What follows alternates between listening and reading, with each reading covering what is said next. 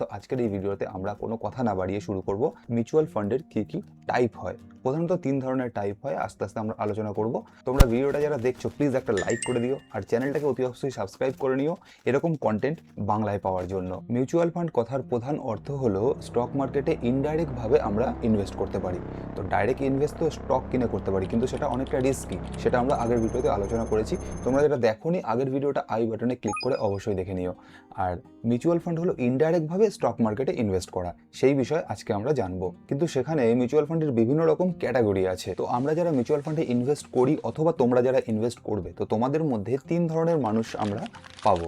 যেরকম এক ধরনের মানুষ হচ্ছে যারা কম ইনভেস্ট করবে কিন্তু তাদের হাতে প্রচুর সময় রয়েছে। যেমন ধরো যাদের আজকে তোমাদের বয়স হচ্ছে 18 বছর বা 19 বছর বা 21 বছর, তো তোমাদের হাতে এখন প্রচুর সময় রয়েছে এবং দায়িত্ব অনেক কম রয়েছে। তারা চাইবে কম সময়ে বেশি টাকা, অর্থাৎ বেশি রিস্ক। আর কিছু ধরনের মানুষ রয়েছে যারা মধ্যবয়স্ক, তারা চাইবে যে আমি একটা মোটামুটি অ্যামাউন্ট দেবো আর তার মোটামুটি রিটার্ন আসবে, মানে খুব লসও হবে না খুব লাভও হবে না। আর আরেক ধরনের মানুষ আসবে যারা হলো চাইবে যে সমস্ত কিছু সেফ থাকুক আমার কাছে, অল্প টাকা দেবো অল্প রিটার্ন আসবে কিন্তু সেটা সিকিওর থাকবে। এই টোটাল 3 ধরনের মানুষ আমরা স্টক মার্কেটে দেখতে পাই। আর লো রিস্ক যারা নেবেন, তারা যে লো রিস্ক নিয়ে লো রিটার্ন পাবেন শুধু এমনটাই নয়, রিটার্নটা কিন্তু ব্যাংকের এফডি থেকে বেশি হবে। অর্থাৎ একটা জিনিস তো আমরা ক্লিয়ার যে ব্যাংকের এফডি থেকে মিউচুয়াল ফান্ড বেটার। তো সেটা তুমি হাই রিস্ক নিয়ে করো বা মডারেট রিস্ক নিয়ে করো বা তুমি লো রিস্ক নিয়ে করো, মিউচুয়াল ফান্ড ইজ বেস্ট। ভিডিওটা কিছুক্ষণের জন্য পজ করে নিয়ে তুমি ঠিক করো যে 3 ধরনের ক্যাটাগরির মধ্যে তুমি কোন ক্যাটাগরির মধ্যে পড়ছো। যদি তুমি ভিডিওটা শুরু হওয়ার আগে ঠিক করে নাও যে তুমি 3 ধরনের মধ্যে কোন ক্যাটাগরির মধ্যে পড়ছো, তাহলে আগে বুঝতে তোমার আরো অনেক সুবিধা হবে। তারপরে আরো 3 ধরনের ইনভেস্ট আসে, যেটা হচ্ছে শর্ট টার্মের জন্য কিছু ইনভেস্ট লং টার্মের জন্য, আর কিছু ইনভেস্ট ওভার দ্য নাইটের জন্য, মানে একদিনের জন্য ইনভেস্টের ক্যাটাগরি আসে। এই সমস্ত ক্যাটাগরি নিয়ে আজকে আলোচনা হবে।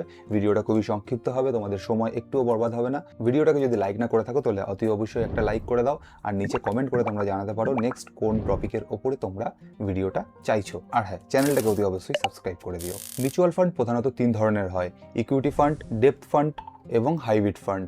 ইকুইটি ফান্ড সেইগুলোকে বলা হয় যখন আমরা কোনো স্টকের কিছু একটা পার্সেন্টেজ কিনছি। যেমন ধরুন উদাহরণের জন্য আমি টিসিএস নিয়ে নিলাম, তো টিসিএস এর একটা গোটা অংশ, ধরুন একটা টিসিএস এর পার্ট হচ্ছে 100%, তো তার মধ্যে 5% আমি কিনলাম, টোটাল 100% ভ্যালুর 5% আমরা নিচ্ছি।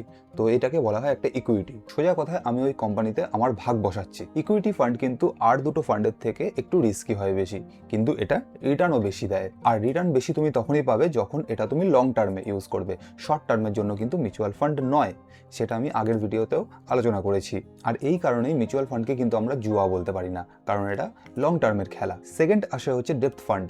যেমন ধরুন গভর্নমেন্ট কোনো স্কিম, যে কোনো ফিক্সড অ্যাসেটের ওপরে ইনভেস্ট। তো এই সমস্ত ইনভেস্টগুলো খুবই সেফ হয়, কারণ এগুলো লস হয়ে যাওয়ার খুবই সম্ভাবনা কম। আর এরপরে 3 নম্বর আসে হচ্ছে হাইব্রিড ফান্ড। তো হাইব্রিড ফান্ড কথার মানেটাই তোমরা বুঝতে পারছো, ইকুইটি আর ডেপথ দুটো একসাথে মিলিত যে হয় সেটাকে আমরা হাইব্রিড ফান্ড বলে থাকি। মানে এমন কোনো ফান্ড যেখানে ডেপথও আছে, মানে গভর্নমেন্ট কোনো স্কিম, গভর্নমেন্ট কোনো বন্ড বা কোনো সেফ অ্যাসেট, এরকম ফান্ডও রয়েছে। আর কিছু রয়েছে ইকুইটি ফান্ডও, কোম্পানির শেয়ার যেগুলো। এই যে 3 ধরনের ফান্ড বললাম, এইগুলোর মধ্যেও আরও সাব ক্যাটাগরি আছে। যেমন সবার প্রথমে আসে আর সব থেকে পপুলার হলো সেটা হচ্ছে ইকুইটি ফান্ড। ইকুইটি ফান্ডের মধ্যেও 3 ধরনের ভাগ আছে। প্রথম ফান্ড হলো লার্জ ক্যাপ। লার্জ কথার অর্থ হলো বৃহৎ, আমরা সবাই জানি। তো লার্জ ক্যাপ মানে হচ্ছে যে কোনো একটা দেশের, যেমন ইন্ডিয়ার লার্জ ক্যাপ ফান্ডের মধ্যে সেগুলোই পড়ে যেই স্টকগুলো খুবই নামি দামি। যেমন ধরো টিসিএস বলো, ইনফোসিস বলো, মোটামুটি সহজ ভাষায় বলতে গেলে আমাদের দেশের যতগুলো স্টক রয়েছে সব থেকে টপ 100 বা টপ 50 গুলোই লার্জ ক্যাপের মধ্যে পড়ে। তো এইগুলোতে ইনভেস্ট করা অনেকটা সেফ, কারণ এই কোম্পানিগুলো ডুবে যাওয়ার কোনো ভয় নেই। তো সেই কারণে এটাকে লার্জ ক্যাপ বলা হয়। এখানে ইনভেস্ট করা যেমন সেফ, সেরকম তোমার রিটার্নটাও অন্য দুটো ক্যাটাগরির তুলনায় কম হয়। 2 নম্বরটা আমি স্কিপ করে যাচ্ছি, কেন স্কিপ করলাম এটা আমি পরে তোমাদেরকে বোঝাচ্ছি। তো 3 নম্বর ফান্ড হলো স্মল ক্যাপ। একটা লার্জ ক্যাপ আমরা বুঝলাম, 2 নম্বরটা স্কিপ করলাম, এবং 3 নম্বরটা হলো স্মল ক্যাপ। স্মল ক্যাপ মানে তোমরা বুঝতে পারছো যে ছোট কোম্পানি, সবে সবে মার্কেটে এসছে। যেমন ধরো সুইগি, জোম্যাটো, পেটিএম, এগুলো সব স্মল ক্যাপের আন্ডারে পড়ে। স্মল ক্যাপের রিটার্ন এই কারণে বেশি থাকে যে একটা কোম্পানি যখন মার্কেটে ঢোকে তার গ্রোথ হওয়ার চান্স যেমন খুব কম থাকে তেমন খুব বেশিও থাকে। তো যখন কোনো কোম্পানি সবে সবে মার্কেটে আসে সেটা খুব তাড়াতাড়ি গ্রো করে, যেমন স্টার্টআপগুলো ওই কারণে। তোমরা যারা কর্পোরেটে আছো তারা জানবে, স্টার্টআপ কোম্পানিতে আমরা যদি জয়েন করি তাহলে সেটা স্যালারি খুব বেশি থাকে। স্টার্টআপে যদি আমরা ইনভেস্ট করি, অর্থাৎ যদি আমরা স্মল ক্যাপে ইনভেস্ট করি, আমাদের রিটার্নটা অনেক বেশি থাকে, কিন্তু তার সাথে রিস্কও বেশি থাকে, কারণ সেই কোম্পানিটা গ্রো নাও করতে পারে। তো প্রথম বলেছিলাম লার্জ ক্যাপ, যেগুলো বড় কোম্পানি ইন্ডিয়ার মধ্যে, স্মল ক্যাপ যেগুলো ছোট কোম্পানি ইন্ডিয়ার মধ্যে, এরপরে আসছে মিড ক্যাপ। এবার তোমরা সবাই বুঝতে পেরেছো কেন আমি মিড ক্যাপটা স্কিপ করে গেছিলাম।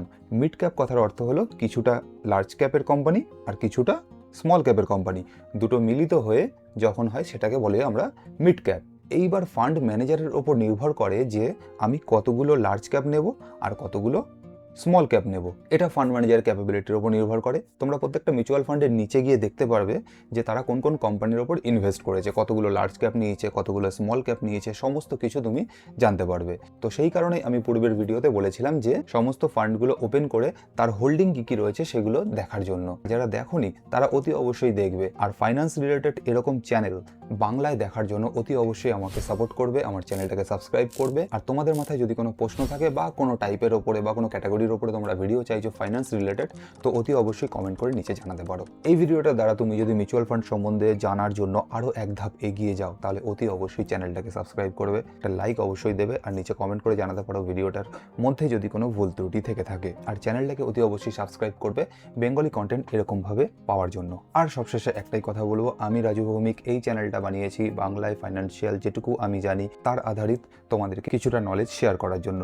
আর এই চ্যানেলে আমি কোনো স্টক অথবা কোনো মিউচুয়াল ফান্ড রেকমেন্ডেডও করি না। আমার মেন উদ্দেশ্য হলো তোমাদের নিজেদের পয়সা তোমরা ইনভেস্ট করবে, সেখানে তুমি নিজে যাচাই করে রিসার্চ করে তারপরে সেখানে তুমি ইনভেস্ট করবে। দেখা হচ্ছে পরের কোনো ভিডিওতে। আর হ্যাঁ, চ্যানেলটাকে অতি অবশ্যই সাবস্ক্রাইব করবে।